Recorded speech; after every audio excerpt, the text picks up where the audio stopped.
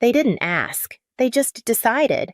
And like always, I was expected to nod, smile, and make it all work. But this time, I had other plans. My name is Emma Bradford. I'm 28 years old, a senior accountant living a quiet life in a quiet building with no drama and no damage. I've built everything I have from the ground up: my degree, my job, my credit score, even my kitchen table. No handouts, no shortcuts. When my family announced my sister would be moving into my apartment, I said yes. What they didn't know was that I hadn't lived there in weeks. And when they showed up with boxes and expectations, a stranger opened the door. How far would you go to reclaim your own life? I wasn't raised to say no. I was raised to be useful. That was my role in the family, the stable one, the responsible one, the one who could be counted on when everything else fell apart. And everything always fell apart because of Lily, my older sister. 2 years ahead of me in age, but somehow always 5 steps behind in life. Lily had a gift for turning failure into tragedy and making everyone else responsible for fixing it. Lost another job? The boss was toxic. Kicked out of another apartment? Roommates were jealous. Another missed bill? She's trying her best. And my parents, Diane and Richard, they never questioned it. They just pivoted, rearranged, and when they couldn't fix it directly, they turned to me. "You're stable, Emma. You're lucky you can help." That phrase followed me for years. Help with the car payment, help with rent, help with bail. Always help. And when I said no, the rare times I pushed back, they acted like I was the one burning bridges. I learned early on that my value wasn't in being loved, it was in being useful. But usefulness has limits. And they were about to find mine. When I was 21, Lily's car got repossessed. She called sobbing, said she couldn't get to her new job, said this one was different. She just needed a little help getting started. My credit was clean. Co-signing felt like a small thing. She stopped showing up to that job 3 weeks later. Missed the payments. Guess whose credit took the hit? Mine, not hers. Mine. No apology, no acknowledgement. Just silence and a collections notice with my name on it. At 23, Mom called me crying because the mortgage was past due. Dad had been laid off. Lily had moved back in. Again. I wired $2,000 the next morning. No hesitation. No question. I did it because that's what good daughters do. Right? No one thanked me. At Christmas, Mom handed me a mug that said, "World's Best Daughter." And I almost laughed. $2,000 for a $5 mug and a pat on the head. At 25, Lily got a DUI. First one we knew about, at least. Dad asked me to keep it quiet. Said it would destroy the family's reputation. I paid for the lawyer. $1,500. Lily never said a word. Not thank you. Not, I'm sorry. Nothing.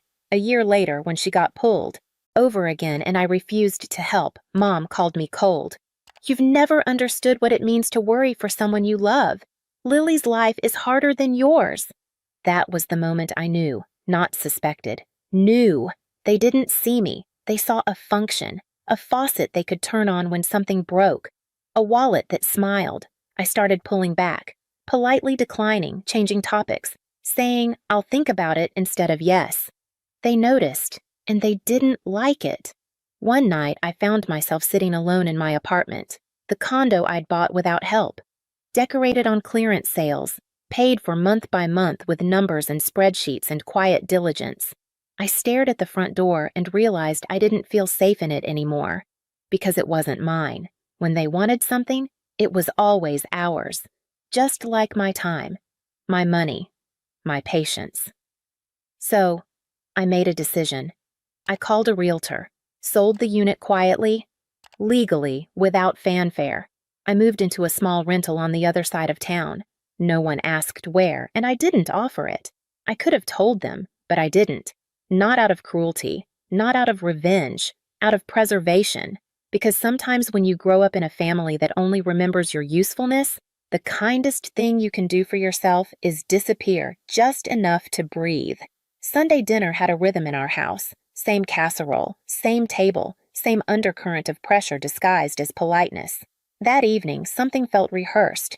They thought they were making an announcement. I knew I was watching a performance. Mom greeted me at the door with a smile too wide to be sincere.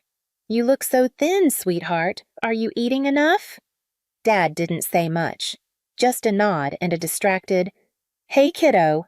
Lily was already at the table, scrolling her phone, avoiding my eyes like a teenager called into the principal's office. I knew the signs. When my mother acted sweet and my father went silent, it meant they were about to tell me something they knew I wouldn't like. We made it through the salad. Mom complimented the weather like it was an achievement. Dad kept refilling his glass. Lily kept picking at her food like it might bite back. Then Mom set down her fork, folded her hands on the table, and gave me that practiced smile she saved for requests wrapped in guilt. "Emma," she began, too softly. "We've been talking. Lily's had a rough time lately, and, well, she's going to be moving in with you for a little while." Just like that. No question. No discussion. She said it like she was offering me cookies. Like, of course I'd say yes. I felt the room pause, like they were waiting for me to resist, waiting for the pushback they could call selfish.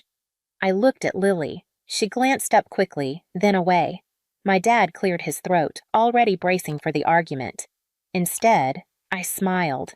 "Of course," I said lightly. "If it helps Lily get back on her feet, I don't see why not." The silence that followed was sharp. My mother blinked, caught off guard. My dad exhaled like he'd dodged a bullet. Lily leaned back in her chair, smug, creeping across her face like moss. None of them noticed how still I went after that, how quiet. They thought I'd caved, but what they didn't know, what none of them had thought to ask, was that I hadn't lived in that apartment in weeks, and I had no intention of letting Lily or any of them move into a place that no longer existed. The texts started on Monday. "We'll bring Lily's mattress Saturday morning. Richard's loading the boxes Friday night. She's excited to finally have her own space." I didn't reply. I didn't need to. They were speaking to a version of me that no longer existed. Each message assumed I would open the door, rearrange my life, absorb the weight without making a sound. They'd done it before. They just didn't know I had stopped listening. By Thursday, Mom was texting me daily. "Let me know if you need anything cleaned before she moves in. Lily says she won't be a burden. She's bringing her own dishes." That one made me laugh quietly to myself over coffee. She hadn't washed a dish in her own apartment in years. But I let it all play out. I didn't push back. I didn't correct them. I waited. Saturday morning, I left early. Coffee first, then a drive across town to nowhere in particular. I walked through a farmer's market I didn't plan to buy anything from, stood in the sun longer than necessary. My phone vibrated in my pocket 3 times before I looked. Missed calls, voicemails. I let the 4th call go through. Emma. It was Mom, but not her soft voice. The brittle one, the one layered with panic. "What's going on?" she demanded. "There's someone here. Some man. He says he lives in the condo, says you don't live here anymore." I let the silence stretch. I wanted her to feel it, the unfamiliar space, the missing certainty. "You didn't tell us," she snapped. "You never said a word." "No," I replied evenly. "I didn't." There was scrambling in the background, the rustle of bags. Dad's voice sharpened low, Lily saying something I couldn't hear. "Emma!" Mom hissed. "What is this?" "I sold the condo," I said simply. "Weeks ago." "You what?" "I moved out quietly. I didn't think it mattered. No one asked where I lived, so I didn't say." For a moment, nothing. I imagined them standing on that porch, bags on the ground, arms crossed, realizing they'd planned an invasion and showed up at the wrong castle. Then Dad's voice, cutting through. "You lied to us. You said she could move in." I said if it helps Lily, I don't see why not. I didn't say where. Another pause. A sharp inhale from Mom. And from Lily, finally. "So what? We're just supposed to figure it out now?" She sounded young when she said it, not angry, just lost. And for the briefest second, I almost answered. But I didn't. Because here's what they didn't know. I hadn't changed the locks out of anger. I hadn't sold the condo to make a point. I did it because I was tired of living in a space that never felt mine. I did it because I deserved to walk into my own home and not brace for impact. And because sometimes the kindest thing you can do for people who refuse to change is to stop making space for them. They thought that was the end of it. They were wrong. By evening, they were standing at my door. I knew they'd come. Even as I sipped my coffee that morning, even as I let their voicemails pile up, I knew Mom wouldn't let it go. She'd dig or call someone or show up just to prove a point, that no matter how far I moved, I was still reachable, still obligated. By sunset, the knock came. 3 quick, clipped hits, the kind you hear when someone's trying to stay polite but is barely holding it together. I looked through the peephole. Diane, Richard, Lily, and a trunk full of boxes parked on the curb like it was moving day. I opened the door halfway. "You found me," I said flatly. Mom looked flushed. Her lipstick faded and hair pushed back like she'd run her hands through it too many times. "We tried calling," she said, voice tight. We didn't think you'd be here." "It's my apartment," I said. "But you said—" Dad's voice was rising now. "You said she could move in. Now we're standing here with all her things and you're acting like we're strangers." I didn't move. I didn't raise my voice. "I never said she could move in here. I said if it helps Lily, I don't see why not. That was at the old place, which, if you recall, I don't live in anymore." Lily stepped forward then, her arms crossed. Her cheeks were red, but not from embarrassment, from fury. "This is petty, Emma. You always act like you're so above everyone. But this is just cruel." I tilted my head. "You packed up your life and drove across the city to move into someone's apartment that you didn't even confirm still existed. That's not cruelty. That's entitlement." Lily's voice cracked. "You're my sister." "Yes," I said coolly. "And you've spent years confusing that with free housing." Dad stepped between us, his voice edged with warning. "Enough, Emma. We're not leaving. We've put up with a lot from you. You owe this to your sister." There it was, the word that always hung unspoken. Oh. As if every dollar I'd paid, every hour I'd worked, every sleepless night spent solving problems I didn't cause had been written down somewhere. Part of a silent contract I never signed. I stepped back, picked up my phone. "What are you doing?" Mom asked, eyes narrowing. I didn't answer. I dialed. 3 rings. Then, 911, what's your emergency? My voice stayed calm. "Yes, I have family members outside my apartment who are refusing to leave. They're not on the lease. They weren't invited. I'd like to report trespassing." Lily's mouth fell open. Richard swore under his breath. Diane looked like I'd slapped her. "Emma," she whispered, almost pleading. "You're calling the police on your own family." "I asked you to leave," I said. "You didn't." "The dispatcher asked for my address." I gave it. Lily's voice shook with rage. "This is going to ruin everything. Do you know what people will think of you? Do you know what they'll say?" "Yes," I said. "They'll say I finally stopped opening my door." Mom blinked. Her voice dropped to something smaller. "You used to be kind." I didn't flinch. "You used to notice when I was hurting." The silence that followed wasn't empty.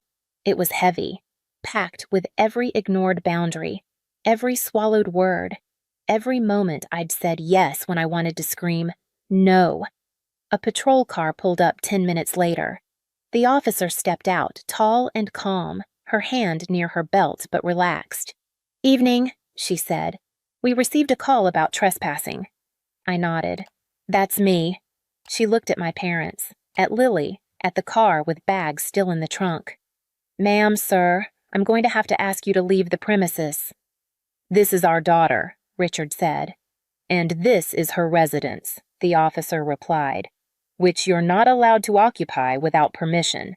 Lily looked like she might cry or throw something or both. "You're going to regret this, Emma." "No," I said. "I've regretted almost everything up until this point. This is the first thing I'm sure of."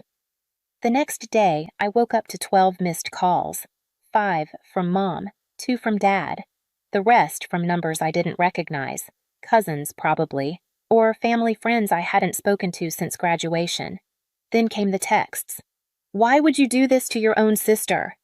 "Your mom is devastated." "Lily's sleeping in her car. Is that what you wanted?" I didn't reply. I just scrolled. Eventually, I found it. A Facebook post from my mother. Public. 3 paragraphs punctuated by heartbreak emojis and a photo of Lily as a toddler. "We raised both our daughters to care for each other, but one of them has forgotten what that means. We're heartbroken that Emma, so successful, so fortunate, would turn her back in our time of need. Lily didn't deserve this. None of us did." Hundreds of likes, dozens of comments from people I hadn't seen since I was 12, calling me selfish, cold, entitled. It wasn't new, just louder. I stared at the screen for a long time. Then, for the first time in my life, I posted back. A thread. Simple. No flair. No hashtags. Screenshot of the $2,000 transfer I made to cover the mortgage. Screenshot of my name on Lily's car loan, followed by the collections notice. A photo of the lawyer invoice from her DUI case. A timeline of every one-time favor I'd agreed to since I was 21. The receipt showing the sale of the condo. And finally, a message I'd saved. One Lily had sent me 2 years ago, calling me a boring robot because I wouldn't let her crash for a month. I ended with one line. "I didn't abandon my family. I just stopped volunteering for emotional debt." I turned off my phone after that.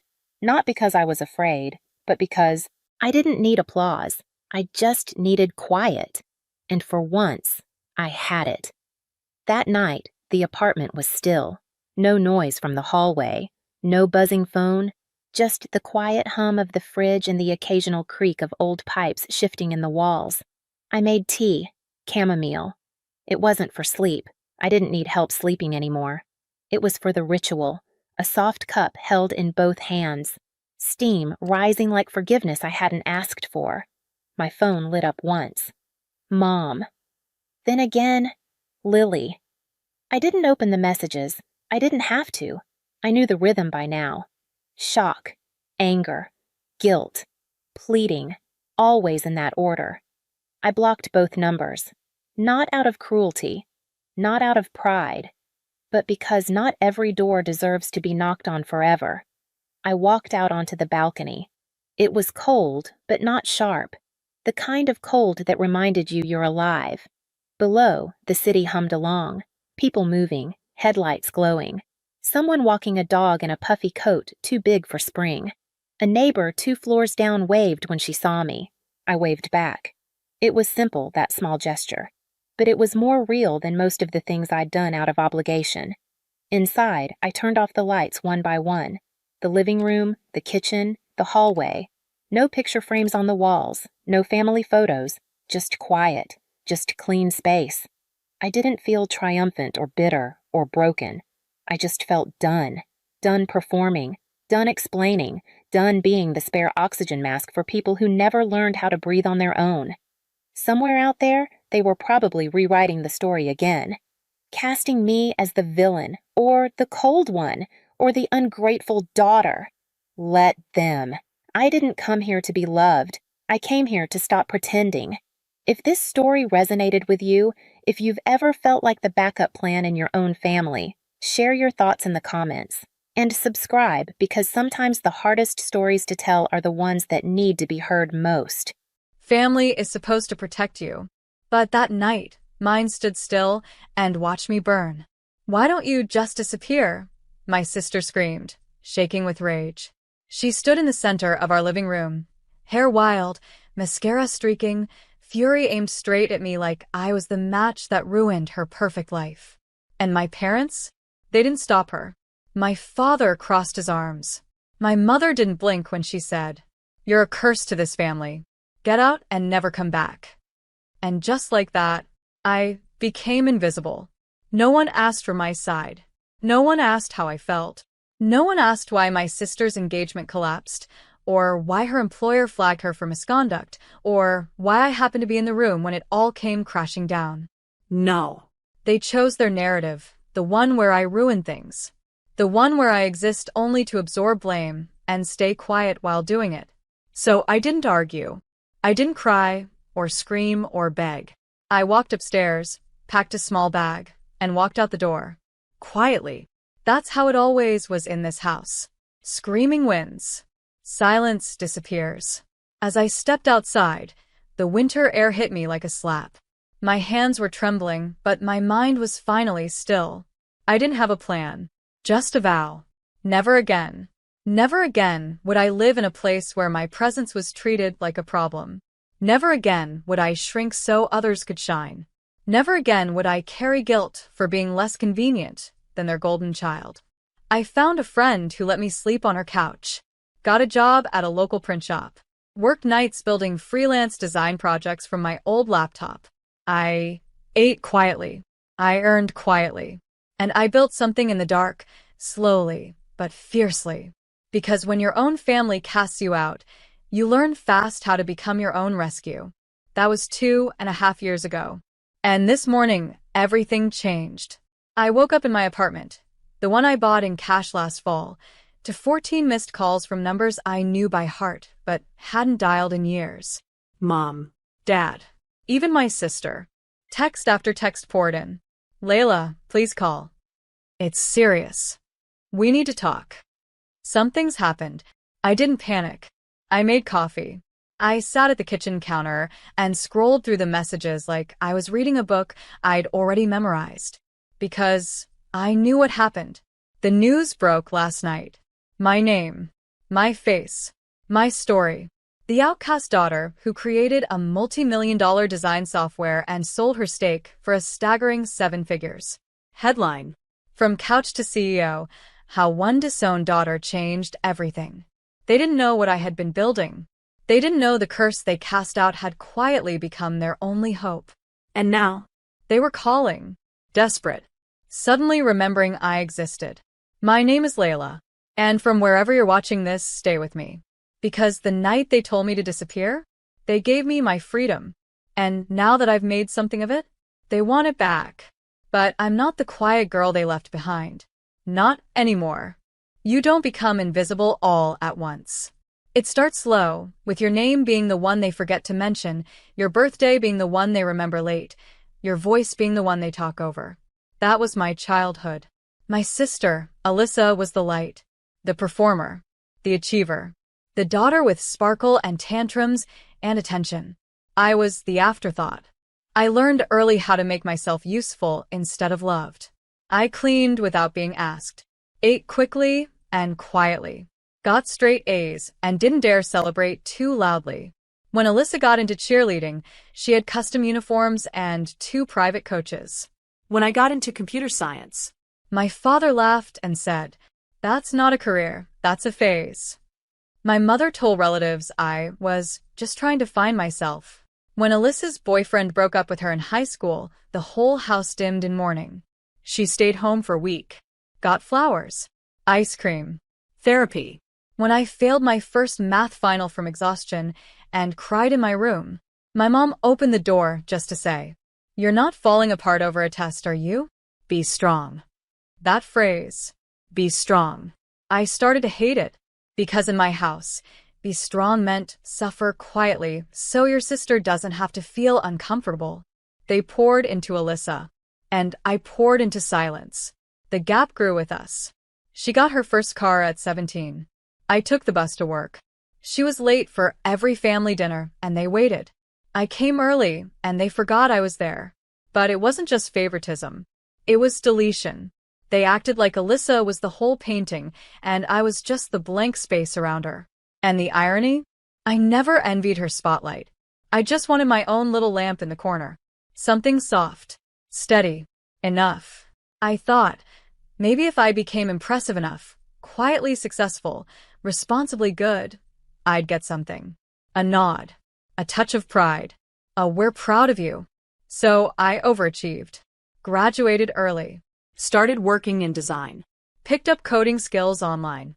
taught myself UI/UX while everyone else was out drinking. And still, nothing. I became the family tech fix girl. Layla, can you help Dad with his email? Layla, can you fix the Wi-Fi? Layla, make yourself useful. You're good with that nerd stuff. That was the extent of it. So when the house exploded with drama last year, when Alyssa's engagement fell apart, when screenshots of her bad behavior leaked, when her employer placed her on probation, I was in the room. And even though I had nothing to do with it, she pointed at me. You're jealous of me. You always were. Admit it. You ruin everything. And the rest? Well, you already know. My parents didn't defend me. They agreed. I didn't scream. I just stood there, absorbing the same silence I'd always been given, but this time, I walked out with it.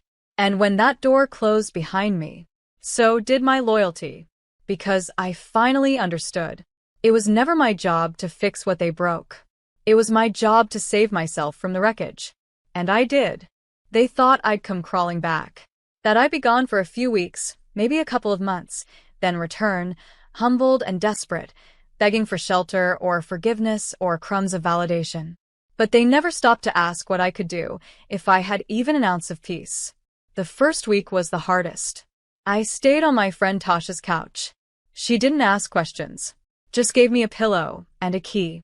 I'd sit up at night in the dark, laptop balanced on my knees, fingers aching as I tapped through mock-up screens, coding blocks, and rejected freelance gigs. I was building something, but I didn't know what it was yet. All I knew was that if I couldn't make a life for myself now, I never would. I kept my day job at the print shop. Minimum wage. Dusty. Quiet. But it paid just enough for instant noodles and cold coffee. Nights?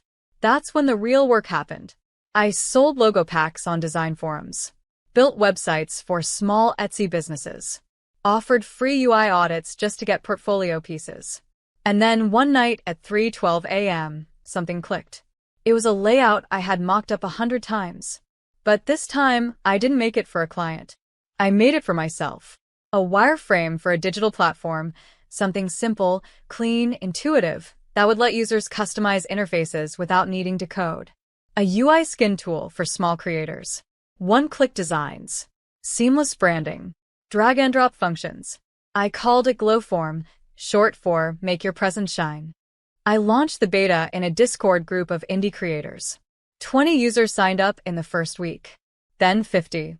Then 200. One girl posted a TikTok tutorial using it. Overnight, the site crashed from the traffic spike. That was the first time I cried, not from sadness. From hope.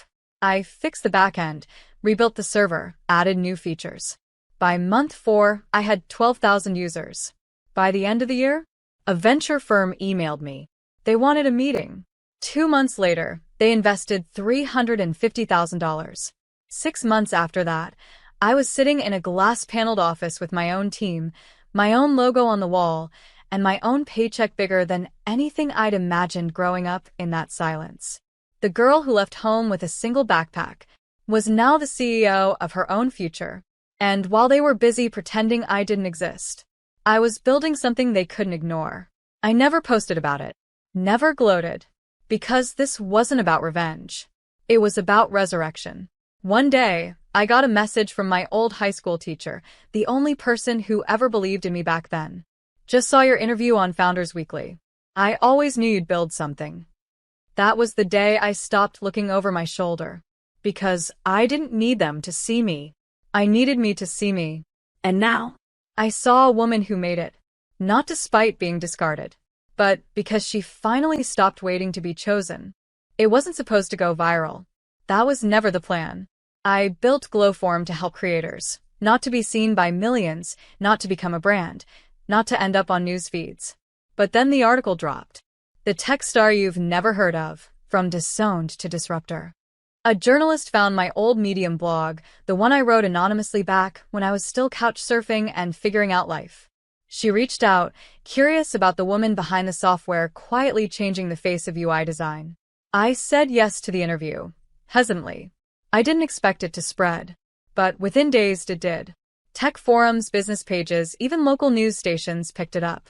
Abandoned by her family at 24, Layla Monroe built a company now valued at over $12 million. Her family told her to disappear. Now, they can't scroll without seeing her face. I didn't name them. Didn't need to. The silence I left behind was doing all the work. By the time my face was trending on LinkedIn, they had to notice. And they did. I knew because the text started trickling in. At first, just from old classmates. OMG, is this you? Didn't your sister used to call you a ghost? LOL. Who's haunting who now? Then came the less amusing ones, anonymous numbers. Voicemails I didn't play. Calls I didn't answer. And then I saw it. My mother shared the article. She posted it on Facebook with a caption. So proud of my daughter. She's worked so hard. A true inspiration. My daughter. The same woman who called me a curse. Who told me to get out and never come back. Now pretending she raised me with love and Wi-Fi. Comments flooded in. Wow. She's yours? She's incredible. You must be such a proud mom. Where has she been hiding all these years? Hiding? I wasn't hiding. I was healing, building, becoming. And while she bathed in borrowed pride, the walls of their world started cracking. Because that same week, Alyssa lost her job. A whistleblower exposed misconduct. Screenshots leaked. The same fiery meltdown energy she used on me, she turned on a coworker, publicly. The video hit Twitter like a grenade. People weren't sympathetic. They started digging. Her old Golden Girl image collapsed in days. Brands unfollowed her. Sponsorships dropped. Her side hustle tanked. And while her fall spiraled, my platform soared. One of the investors who turned her down in college just emailed me to ask if I'd consider joining their board. I didn't accept, but I sent a note back. Thank you for recognizing something they never did. The silence that followed? Sweeter than any check. Because now the world saw me. Not the version they tried to hide, but the one I grew into when they let me go. And that fire they tried to put out? It was lighting up everything. Their lies. Their hypocrisy. And most of all, their need. Because now, they needed me. But I didn't need them. Not anymore. The phone lit up again. 14 missed calls. 1 from my father. 3 from my mother. 10 from Alyssa. I stared at the screen like it belonged to someone else. Like this life, this moment, wasn't mine. But it was. And I wasn't surprised. Because once Alyssa's scandal broke, and the world stopped seeing her as perfect, the panic began. And where do narcissists run when their masks slip? To the one they buried. I made a cup of coffee. Let it steep slowly. Watched the screen keep buzzing. Then the text came. Layla, please. Call us. You don't understand how bad it's gotten. We're family. Can we talk? Your sister is in trouble. She's sorry. We all are. That last line? It almost made me laugh. Now they're sorry. Now that the Golden Girl's image shattered. Now that the daughter they exiled is the only one whose name means anything. Now that I was worth something. But when I was sleeping on Tasha's couch, when I was burning out on freelance gigs and living on canned soup, they didn't care. They didn't call. They didn't even wonder. They told me to disappear, and I did. But now that I've reappeared on screens they can't stop watching, suddenly I'm valuable. I finally opened one of the voicemails. Just one. My mother's voice, brittle, trying too hard to sound soft. Layla, sweetheart. We made mistakes. I see that now. We just want to talk. Please don't shut us out forever. You're still our daughter. Still. As if the word daughter means anything after what they did. I didn't respond. But I thought about all the years I begged for that voice to say something kind. Something human. And now that it had, it was just too late. The next day, a package arrived at my office. No return address. Inside, a necklace. My grandmother's. She always said I'd inherit it one day. It skipped my mom, and she promised it would be mine. But when I left, they gave it to Alyssa. Now, they wanted to offer it back like a peace treaty. I held it up to the light. Beautiful, but not priceless. Just like me, they only remembered it when it could fix something broken. I put it back in the box, wrote a note, sent it to their address via courier. The note said, I don't need anything from you. You made your choice. Now live in it. No signature. They didn't need one. That night, I finally texted Alyssa. Just one line. You told me to disappear. You didn't say how far. She read it, Didn't reply. and I knew, in that moment, she felt it, the weight of all the years she stood behind my mother while I was being erased. She wanted to scream at me now, Beg. but I'd already vanished from her reach. Because forgiveness isn't always loud. Sometimes it's just freedom, paid in silence. I knew they'd come. It was only a matter of time. People like them don't handle being ignored well, especially not by the one they cast out. Especially not now that the world sees me. So when my assistant buzzed the intercom that morning, her voice uncertain, I already knew. Layla, there's a woman downstairs. She says she's your mother. Your father's with her. And your sister too. I didn't answer right away. I just stood at the window of my office, 30 floors above them, and looked down at the three figures huddled outside the glass doors of a building they never dreamed I'd walk into, let alone own. My mother looked like she hadn't slept. My father was pacing. Alyssa wore sunglasses, like shame could be hidden behind designer frames. I took a sip of coffee, and I felt nothing. No rage, no heartbreak, just distance. I picked up the phone and said to my assistant, have security keep them in the lobby. Don't let them upstairs. I'll send someone down. I reached into my desk drawer and pulled out an envelope I had prepared weeks ago. I knew this day would come. I just didn't know how calm I'd be when it did. I handed the envelope to my assistant. Give them this. Nothing else. And then ask security to walk them out. She nodded. 10 minutes later, I got the call. They left. Quietly. Your sister cried. I hung up and sat down, letting the weight of it settle. Not guilt, clarity. Because inside that envelope was a photo. A photo of me for years ago, curled up in the back seat of my car, using my coat as a blanket. Hair messy, eyes tired, laptop on my lap. The caption scrawled on the back in my handwriting. This is what you made. This is what you left behind. That was it.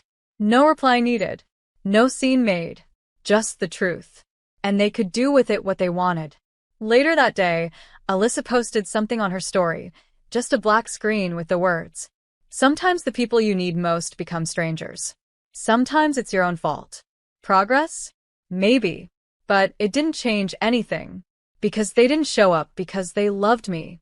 They showed up because they finally realized I had become someone they couldn't control, someone with power. But I didn't need their tears now. I needed them to live with the echo of the silence they handed me first. And maybe, just maybe, the image of their daughter, sleeping in a car while they ate dinner and laughed upstairs, would stick with them longer than their empty apologies ever could. I stood at my office window one more time. Below, the city moved on. So did I. Because you can beg for forgiveness. You can knock on every door you once slammed shut. But eventually, the locks change. And the person on the other side doesn't need to open it anymore. They called me a curse.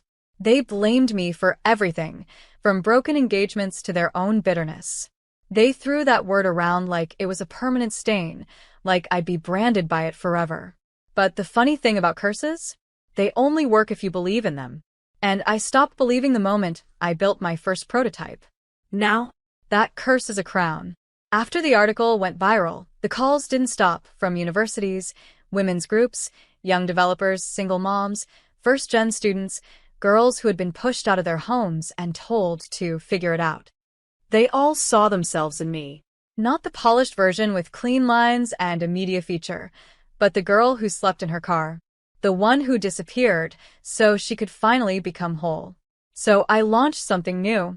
Not a tech product. A foundation. Glow Forward. A startup fund, mentorship network, and safe housing initiative for young women who were cut off, cast out, or labeled a burden by their own families. We help them land on their feet, not just with lectures and checklists, but with real tools. Housing grants, laptop donations, therapy stipends, coding boot camp sponsorships. We built a network of shelters that partner with co-working spaces. A place to sleep, a place to build, a place to rise. And it's working. I watched one girl go from sleeping at a bus station to speaking on stage at a tech conference in under a year. Another coded her first mobile game and sold it. Another started a podcast. Cursed and Crowned. I cried when I heard the title, because it's not just my story anymore. It's ours. One night, I gave a TED Talk. Small venue, intimate crowd. I told the full story from the night I walked out to the moment my name landed on Forbes' top 30 founders to watch. I ended with this. They said I was a curse, but really I was just the mirror. And when they couldn't handle their own reflection, they tried to shatter me. The room went silent. Then it rose to its feet. Afterward, a woman came up to me, probably in her 50s, tears in her eyes. I was the Layla of my family, she said. But I never left. Thank you for showing me it's not too late to choose peace. I hugged her, because I knew that ache. The ache of waiting for love from people who only hand you blame. But not anymore. I don't chase peace. I build it. And for the first time in my life, I belong somewhere. Not because they made space for me, but because I carved it out myself. With grace. With grit. With silence sharper than any scream I ever swallowed. 3 months ago, I bought a house. Not for me. I already had my own. This one was different. Brick, 2-story old porch. Familiar. It was the house I grew up in. The one I was thrown out of. The one they called ours when I was paying half the bills and still eating shame at the table. After my parents fell behind on the mortgage, after their financial support systems dried up with my silence, the property went into pre-foreclosure. I bought it anonymously, through a shell company, paid in full. No signatures needed, but mine. They moved out last week. Alyssa posted about it. Sometimes life falls apart, but we rebuild. Still no mention of me. That's fine, because what they don't know is what the house is now. I remodeled it, not with marble counters or fancy floors. I turned it into a transitional home for girls who had nowhere to go. 6 bedrooms, a shared workspace in the garage, a garden where the shame used to sit. We renamed it the second door, because sometimes you have to close the first one hard before you ever find your place. Each room has a journal on the nightstand. The first page in every single one reads, "You are not their burden. You are not their failure. You are not their shame. You are the story they were too small to contain." This week, I visited to check on renovations. The paint was still drying in the hallway. A girl, maybe 17, peeked out of her room with a shy smile. She was holding the journal. She said, "Is this your story?" I nodded. She asked, "Do you ever miss them?" I paused. Not because I didn't know, but because I finally did. "I miss the idea of them," I said, "but not the people they really were." She smiled, like she understood too well. I left the house that day with sunlight on my face and nothing in my chest but peace. Because they thought I was a curse. But I was never their shame. I was their mirror. And when they saw their own cruelty reflected back, they couldn't stand it, so they smashed it. But here's the thing about breaking a mirror. It doesn't stop the reflection. It just sharpens it. And now, that reflection is everywhere. In the girls finding shelter. In the women building tech empires from living rooms. In the whispers of daughters who stopped begging to be chosen, and chose themselves instead. I don't talk about them anymore. Not out of pain. Out of peace. Because I used to think I needed closure. What I really needed was distance. And I got it. Not by disappearing. By becoming undeniable. They called me a curse. But I was the truth they couldn't bury. And now? I walk freely through the door they told me to never come back through. Not to prove anything. Just to make room for the next girl who needs a place to rise. That's all it was to him. Expensive, top-tier, specialty gear I'd spent years investing in. Cameras, lights, rigs, editing software. Tools I treated like gold because they were how I built my business. My work. My independence. To him, it was just lying around. Available. His by association. So when I walked into the garage studio that day and saw Josh, my brother-in-law, using my red camera rig without asking, balancing it carelessly on a dusty stool while he filmed his knockoff podcast intro. I lost it. Put it down, I said, instantly tense. That's not for you. He didn't flinch, didn't look guilty. He turned to me and smirked, arrogant and unbothered. What's your problem? You think you own everything around here? I blinked, stunned. I do own that. Every piece in this setup, I bought it. With my money. He scoffed like I was being dramatic. We're family. You live here. It's all kind of shared, right? I didn't even get the chance to respond before my sister, Erica, walked in from the kitchen, drying her hands with a dish towel. Savannah, she said with that tone, the one that made everything my fault. Seriously? It's not that deep. You're acting like a stranger. He didn't break anything. I stared at her. That's not the point. You don't use someone's tools without asking. Josh chimed in with a laugh. What, are you gonna invoice me? But it was Erica's next words that shattered something in me. Look, you're not exactly irreplaceable. Chill. The silence after that was sharp. Not because it was loud, but because it confirmed what I'd been trying to deny for months. They didn't respect me. They didn't value me. They saw me and all I brought as background noise. The free gear. The free rent. The free help on their channel when they begged me to just check the lighting or edit one more clip. And when I set a boundary, I was a problem. That night, I didn't argue. I didn't slam doors or demand apologies. I just waited until they went to sleep. Then I drove across town to my storage unit, the one neither of them knew existed, and started organizing what was coming home. Serial numbers, purchase receipts, backup drives. Everything was cataloged. Because I didn't just buy the gear. I bought control. And if they thought I was overreacting, they were about to learn the difference between sharing space and owning the foundation it was built on. I removed everything I had contributed to their studio. Lights. Cables. Memory cards. My main editing laptop. Licensing keys. Audio panels.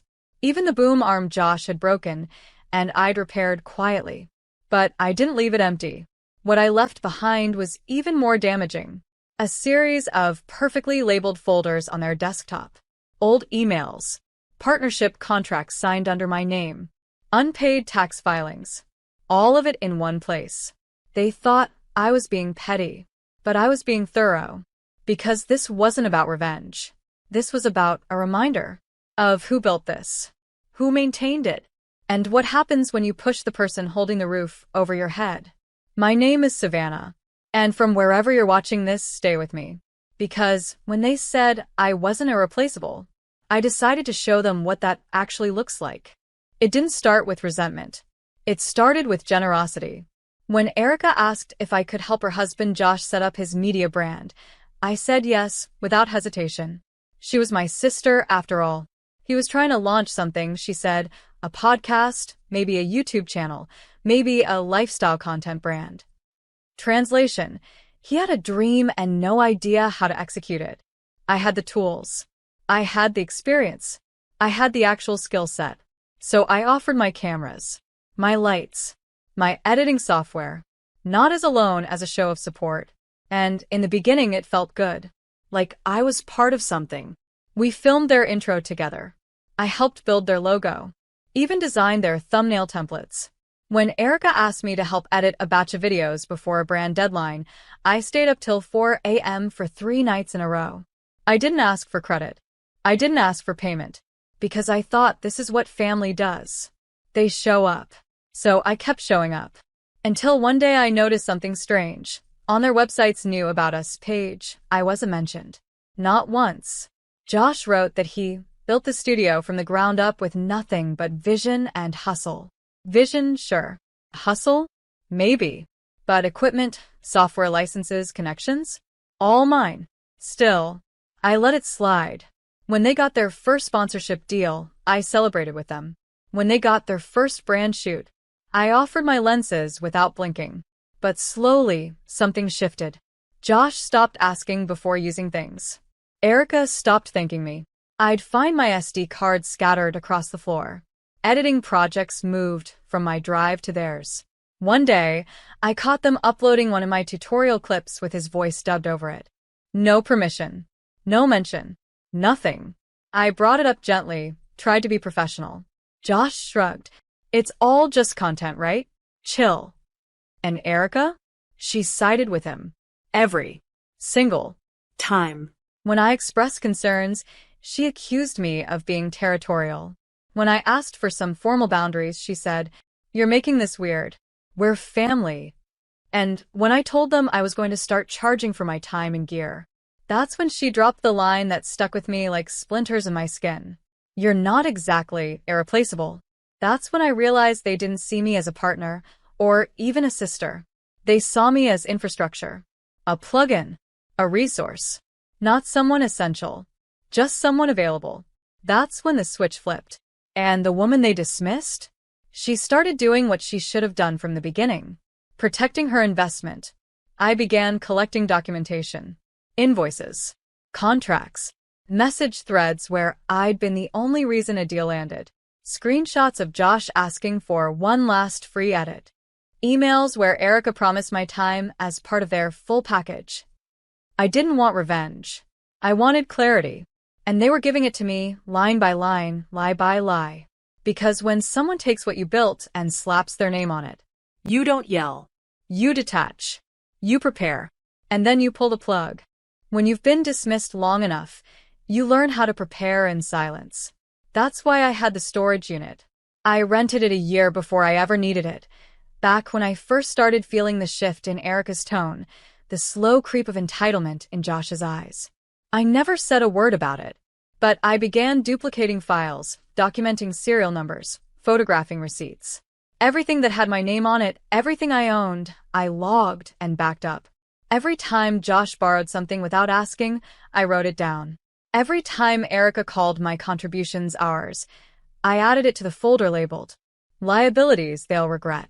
So when I drove there that night after they told me I wasn't irreplaceable, I wasn't scrambling. I was executing. I opened the unit, a clean, climate-controlled room stacked with shelves, padded crates, and labeled bins, and smiled. Because everything I needed was already waiting. I brought my van and loaded up my equipment from their garage silently. The cameras, the lenses, the stabilizers. My $2,000 lighting rig they claimed was left here by a friend. I packed the mics, audio interfaces, even the studio chair I had bought because Josh complained about his back. I left them nothing I didn't have to, except the hard drive labeled Final Draft. Inside that drive were folders they never bothered to look at because they assumed everything belonged to them. But what I left behind was a digital landmine. Folder 1. Invoices unpaid. Every service I'd rendered for free, now itemized with market rates and timestamps. Folder 2. License expires March 31st. Because the software they used every day, registered under my company's account, already set to deactivate at the end of the month. Folder 3. Taxes. Their earnings spreadsheet, unreported gifted equipment, and screenshots of shady affiliate deals, compiled and organized with precision. Folder 4. Brands. PDFs of emails where I negotiated partnerships in my name, and Josh took credit. Some still ongoing. Some with breach of contract clauses. It was everything they thought they had buried under charm and delusion. And now, it was sitting right there, glowing in plain sight. I didn't hide it. I wanted them to see it, to understand what it felt like to be confronted with the truth after pretending it wasn't real. I even left a post-it on the monitor that read, "You're right. I don't own everything. Just everything that ever mattered." And then I walked out, drove back across town, unloaded the gear into my own clean, organized space, poured a glass of wine, and slept like a woman who had just returned her crown to its rightful head. Because they never saw me as a threat.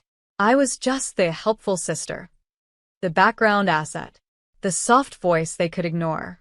But when I started moving, everything they stood on shook. And the best part?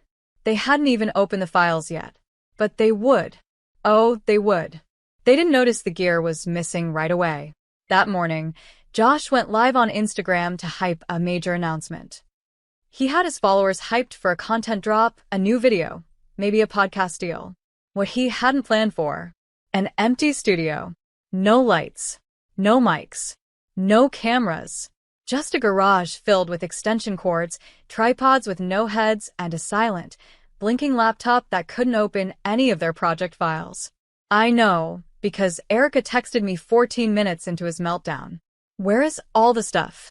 Did you move it for cleaning or something? I didn't reply. Instead, I opened Instagram. Posted a single-story update to my professional account. Studio microphone. As of today, I am no longer affiliated with the channel name. All brand and business inquiries can now be directed to me directly. Stay tuned. Sparkles. No explanation. No drama. Just clarity. And that was all it took. My DMs blew up. A rep from one of the biggest podcast platforms messaged. Wait, you were behind their editing? Their video quality? Can we talk? A smaller tech brand replied to my story. We've been trying to get in touch. You handled the deals, right? I spent the next 3 hours on calls, real calls. Not family favors. Not backdoor work. Deals. Because the truth was, everyone already knew who made that content work. I was the clean cuts, the smooth audio, the professional emails, the quiet brilliance no one credited until now. Meanwhile, Erica called 3 times. Josh called twice. No voicemails. No apologies. Just desperate silence on the line. They even tried tagging me in an old photo with a forced caption. Love our creative team. Excited to regroup and come back stronger. I reported the post. Instagram took it down for impersonation and misuse of identity. Then I sent them a formal cease and desist, written by my lawyer, addressed to their brand email. Simple. Professional. Bullet-pointed. I was no longer affiliated. Any content previously co-created was protected by copyright under my LLC. Any attempt to monetize my materials or likeness would result in legal action. No fluff. And just for fun, I added the clause they'd missed in one of our earliest brand partnership documents, the one where I retained 100% backend licensing rights on all content shot using my equipment, which meant they couldn't use anything. They couldn't re-upload. They couldn't re-edit. They couldn't even recycle old footage without risking a lawsuit. And suddenly they had nothing. No brand. No image. No gear. No goodwill. Just 2 people in a dark garage, and the slow realization that the quiet girl they pushed out was the engine the entire time. They say rock bottom happens all at once. But for Erica and Josh, It played out in real time. the first hit came 2 days after my Instagram story. Josh tried to film a video on his phone, walking through their studio and claiming they were undergoing upgrades. He used natural light. His voice echoed. The shadows cut across his face like the universe itself was trying to sabotage the take. The comment section lit up. Why does it look like a basement now? Did y'all lose your equipment? Where's Savannah? They ignored the questions. Until they couldn't. That same week, 2 brands reached out to me directly. Both had been in deals with the channel, but only through me. When they found out I was no longer involved, they pulled out. One of them demanded a refund.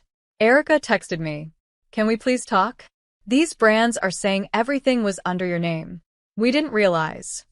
I blocked her. I wasn't being cruel. I was being finished. Because they didn't care when they thought I was replaceable. Now that they were fumbling through copyright strikes and losing sponsors, suddenly I mattered.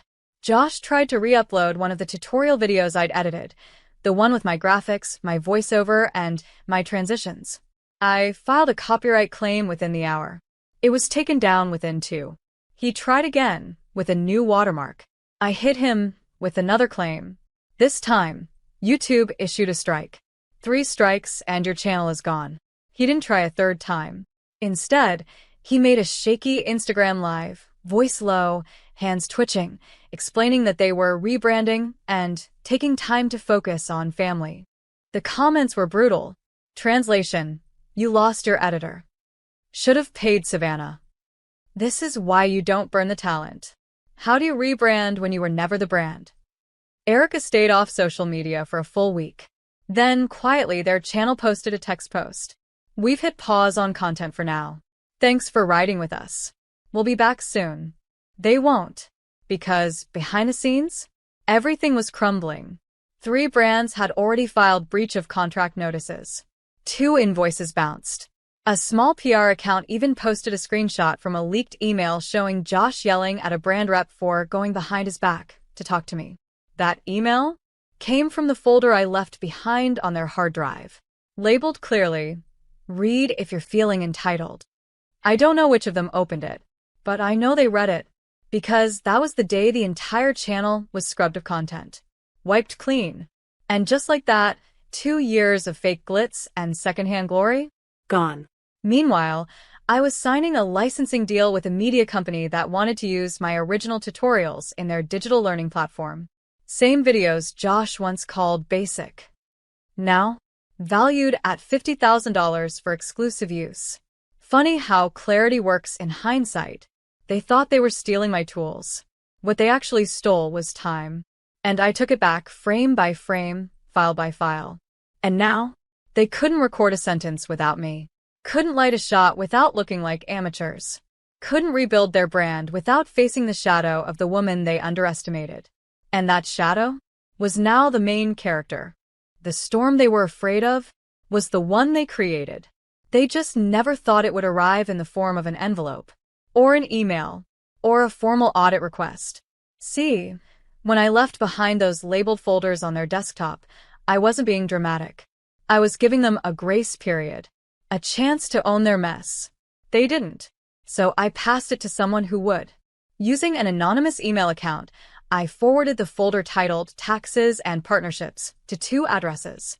The IRS tip line, a corporate compliance officer from a brand they faked invoices with.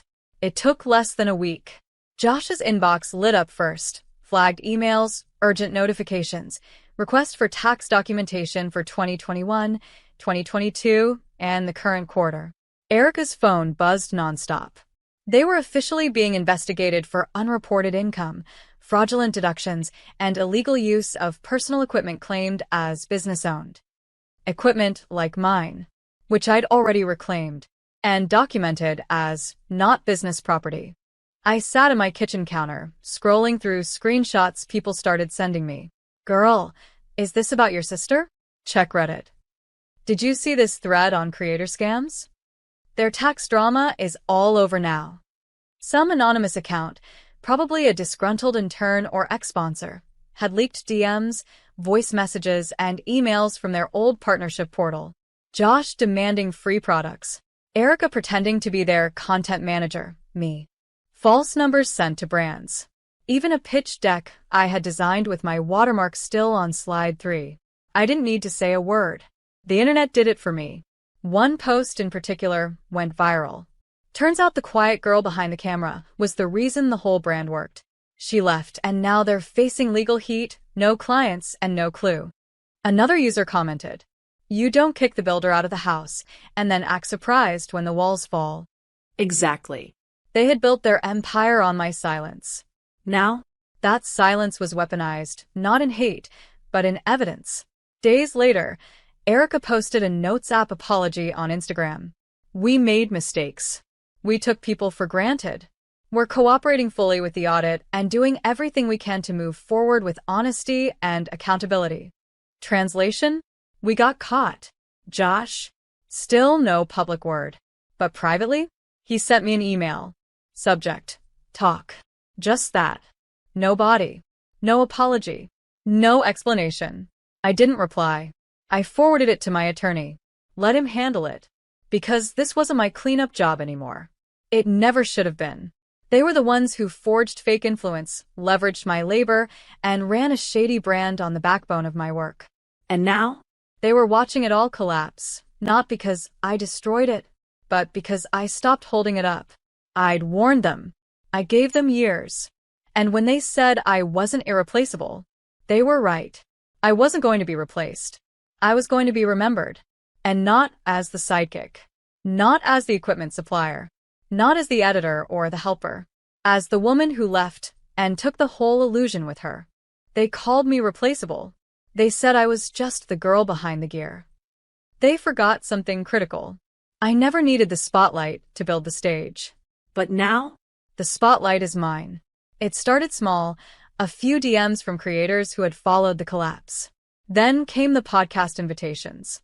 Then a request to speak on a creative tech panel titled, "Credit the Creator. Behind every successful brand is the person they forgot to mention." I almost said no. But then I remembered the years I gave without asking for credit. The nights I edited until my hands ached, just to hear my sister thank Josh in every video. So I showed up.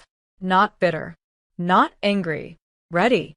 I wore a simple black blazer and stood on that stage, not as a cautionary tale, but as a blueprint. "People will use your silence to build their image," I said. "Until you take that silence back and use it to build something of your own." The applause? Thunderous. But that wasn't the peak. The peak came 2 weeks later, when I launched my own platform. A clean, professional, solo content brand focused on creator education, tutorials, templates, licensing rights, camera tricks, and post-production breakdowns. Everything they used to beg me to explain? Now behind a paywall. The first day I opened enrollment, 3,800 people signed up. Within 72 hours, I had 5 brand sponsors. One of them? A company Erica and Josh once faked numbers to impress. They reached out to me directly. "We always knew the magic came from you. Glad you finally stepped forward." The irony? I wasn't even trying to destroy them. I was just finally building something without them. No compromise. No shared credit. No guilt. The people who said I wasn't irreplaceable were now watching me from a distance, unable to recreate even a fraction of what I'd done for them. Every post I made now trended. Every story I shared got screenshotted. And every client I signed reminded me of one thing. This is what irreplaceable feels like. It feels like sleeping without a phone buzzing with last-minute favors. It feels like walking into a shoot with equipment I bought with hands that were respected. It feels like being asked, "How did you do it?" instead of being told, "You should be grateful we let you help." And the best part? I did it all after they let me go. Their rejection wasn't my ending. It was my ignition. I'm not hiding anymore. Not behind the camera. Not behind someone else's dream. Not behind family that only knew how to take. I rebuilt from scratch, but this time I used bricks they couldn't steal and blueprints they couldn't understand. Now, when I walk into a room, I don't wonder if I'm wanted. I know I'm the reason it's full. And when someone says my name, they say it with credit, with respect, with weight. Because I'm not their assistant. I'm not the editor. I'm not the sidekick. I'm the brand. It had been 6 months since I walked away. 6 months since I stripped their studio bare, shut the doors on the chaos, and started building something that couldn't be taken. And in that time, not once did I miss them. Not the noise. Not the guilt. Not the way they looked at me like I was lucky to be tolerated. But still, I went back. Not to reconnect. To remember. The house was quiet when I pulled up. Their car was gone. The porch light flickered, a dull reminder that no one had maintained anything since the glue holding it all together had left. I let myself in with the spare key I knew they'd never bother changing. The garage was almost untouched. Same scuffed walls, same workbench with a coffee stain. But the shelf where all my gear used to sit? Empty. What remained was a box in the corner. Cardboard, dusty. Written across the top in marker. Save. Old stuff. I opened it slowly. Inside was a random mix of items. A broken tripod leg.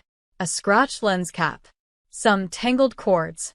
And sitting at the bottom, a small photo print, a still from one of our first shoots. It was me, adjusting a light while Josh posed. Uncredited. Of course. I held it for a second. Not out of nostalgia. Out of clarity. Because even in that photo, I looked like I didn't belong. Not because I wasn't supposed to be there, but because I was always meant to be somewhere else. I stood up, placed the picture on the empty shelf where my camera once sat, and pulled one final item from my coat pocket.